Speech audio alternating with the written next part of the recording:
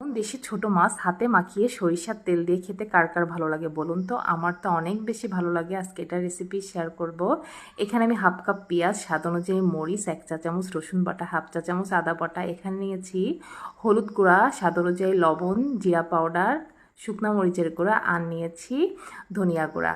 সব কিছুই আমি এবার ধুয়ে রাখা মাছের ভিতর আস্তে আস্তে দিয়ে দিব। আমি এখানে ট্যাংরা মাছ নিয়েছি, দেশি যে বিলের ট্যাংরা আছে এটাই নিয়েছি। আপনারা চাইলে যে কোনো টাইপ বাইন মাছ বা আদার্স যে কোনো ছোটো মাছ দিয়ে এটা করতে পারবেন।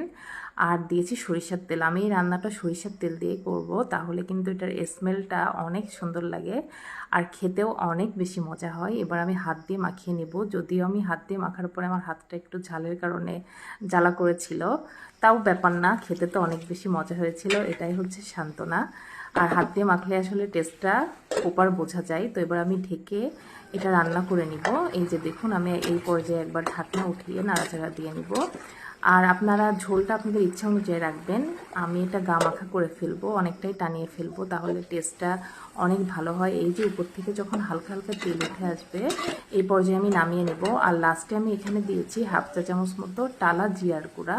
আপনারা চাইলে এই এটার পরিবর্তে ধনিয়া পাতা ইউজ করতে পারেন। আমার কাছে যেহেতু ছিল না ধনিয়া পাতা, আমি এই জন্য টালা জিরার গুঁড়া ইউজ করেছি। এই যে দেখুন, দেখতে কতটা লোভনীয় হয়েছে, খেতেও কিন্তু অনেক মজা হয়েছিল।